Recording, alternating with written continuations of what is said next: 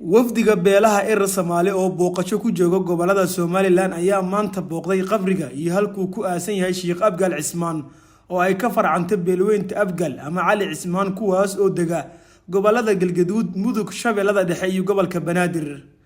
wafdigan ayaa iyadoo lagu gudo jiro bisha barakeysan ee Ramadaan u duceeyay Sheekh Abgaal Cismaan oo ku aasan deegaanka Abdaal oo u dhaxeeya magaalooyinka Berbera iyo Hargeysa ee Somaliland. dadka deegaanka ayaa aad u daryeelay qabriga Sheekh Abgaal Cismaan iyagoona u sameeyay deer weyn oo ay ugu talagaleen in lagu aqoonsado. sidoo kale dadka deegaanka ayaa la wadaaga wafdiga in waxyaabo udgoon ay maalmaha qaar u gaar yeeleen in lagu shido ama lagu carfiyo qabriga sheekha sida fooxa. mid ka mid ah odayaasha dadka deegaanka oo halkan oo ah deegaanka Abdaal ku noolaa 80 sano ayaa ka waramay taariikhda Sheekh Abgaal waxa uu ka maqlay iyo inta qarni ee halkan uu ku aasan yahay. على رسول الله صلى الله عليه وسلم إلهي ورتدين دمجان هداف قبورنا إلهي هون حريص أينو دح شوقنا هذه لا أينو نمي وحال الدنيا مركز لوي ما ده إن لو دعي يا بل الدنيا هذه اللي مركز أكبر يسين لو دعي يا بل الدنيا لكن هذه اللي إنه هذه اللي في لما يسكت بنور تلوم بهنا هسا هذه ده معذرة تيمي هالله دوب وحويان شيخا إلا أنت أنا نقول سوق عليه هل كاسوها شيخ أبقال إلا هرتهم كده سديت هو شو دو وحير بقى يقدمهم أنت هل كاسوها وأنا اللي قلت سيارين أيودتك أد بقول سيارين شري إن كاستوهم كده علماء الصواب هذول اللي يري هذول اللي هي سيارة هو حاران هذول لبرق هو حاران دعاء هو حار وحول بلي الشيخ هذول اللي هل كاسوها ولي بعد يلا ليه مركز يلا ليه وحلولا نيوده وحي جاتك الدنيا وهلي شري برجع وهذا يلا ليه هاي إلهي وكاقبل يشري ويد عده وحلو ويدي سنة وإلهي شيخنا ولوجا هذا يلا ليه وهرب ولوجا هل كان برجع سيادنا قبصدي لمن بايمي لمن هذا يلا ليه إذن كذا ترسل هل كان يقول من شري هذه اللي هالكاسة قولي لو قدس مركاه أيوة قدسه قولي قوود دمي نشأكم مرودة بتشوقي تري نيكي نقول أنت إلهي نحرس تجناسي دمان تود به هالكاسة قولي لو قدس أنت هذه اللي يسقون بعد اللي كمرودة هايو تشوقي يسقون بعد اللي هاي أدو حين تري هذه اللي مولد كيسقوا آخرين تري أنت هذه اللي markii ay israaceen ciidanka soo baxayna mawlidkana waa go'ay hadii la leeyahay alla bariga waa go'ay imika isuma joojiso anigu intaan soo gaaray sheekh halkaas oo ahaa waxaana de taariikhdu ay muddo dheer inuu ahaa oo aan 3 qarni ama 4 qarniba inuu ahaa ama 5 qarniba inuu ahaa waqtiga yimaadeen inuu ilaa 5 qarni ahaa sidaan sheekada ku hayo waayo isaga uun maahay musheekhdu way badan tahay qaar kale xaggaa ku aasan baa jira qaar kale galbeedkan ku aasan baa jira qaar halkan ku aasan baa jira way buuxaan aad bay u badan yihiin marka waxa weeye waa waqti dheer ayuu ahaa sheekhu anigu intaan ka hayo taariikh ahaan ka hayo intaan joogay halkaas buu ahaa haddii aan magaalada joogay marka waxa weeyaan horta anigu sidaas taariikhdiisa intaasaan ka haya. dhankooda wafdiga erer Soomaali ayaa uga mahad celiyay dadka deegaanka siday u daryeeleen qabriga Sheekh Abgaal Cismaan oo ku aasan deegaanka Abdaal. haddaba waa kuwan Suldaan Hooley iyo gudoomiyaha dhalinyarada Mudulood Cabdullaahi Cumar Calasow. maanta waxa Ilaahay mahadiisa inaan joogno degmada Abgaal oo ah odagii Abgaal oo awogaheen ahaa oo maartay inuu meeshan oo ninkii ugu horeeyo bilaabay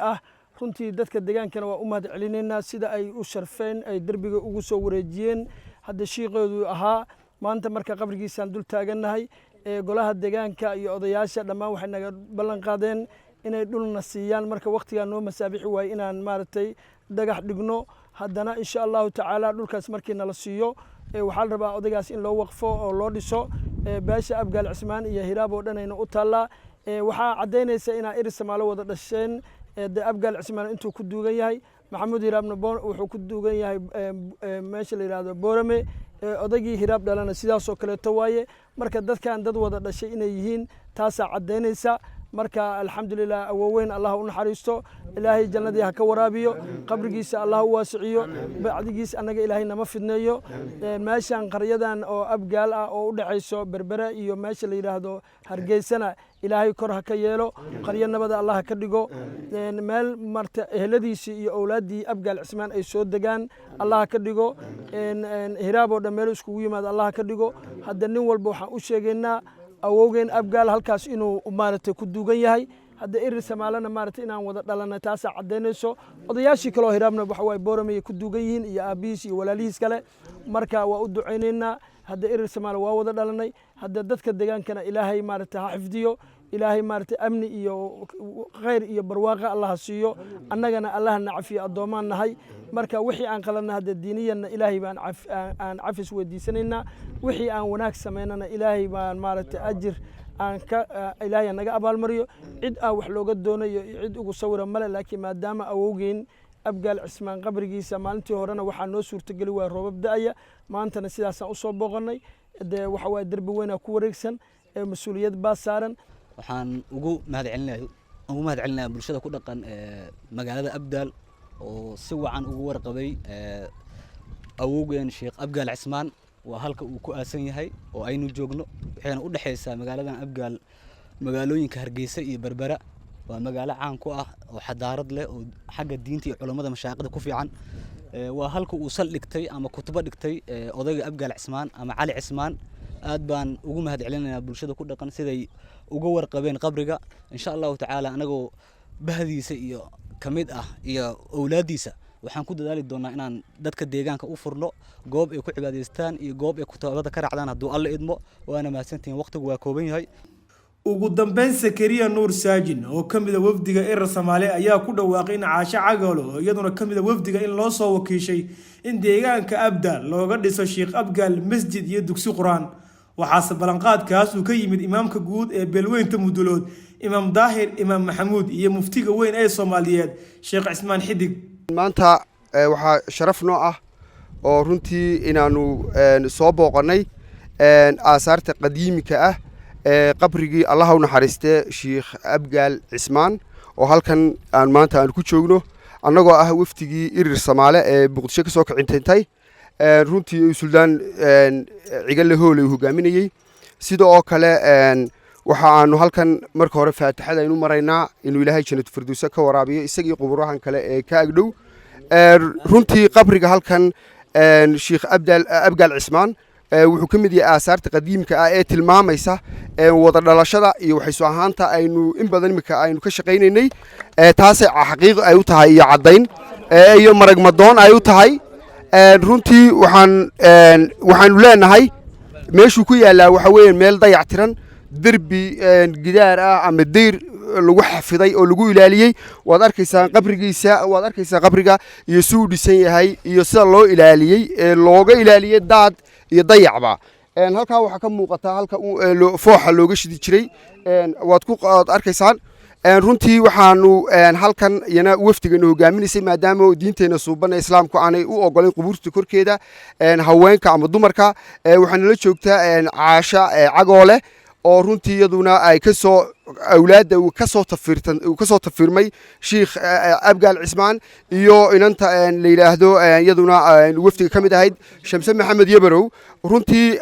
iyo anigoo ah dadkii ka yimi Muqdisho ee wafdiga kamid ahaa ee reer Banaadir ama reer Muqdisho waxa wakaalad fariin waaqan wakaalad buuxda laba nin oo halkan ku xusi doono oo ballan qaaday fariin aanu ka sidno waxa weeye sheekha weyn ee muftiga caalimka Sheekh Cismaan Xidig oo isagu ballan qaaday in uu magaalada Abdaal sheekhu ku aasan yahay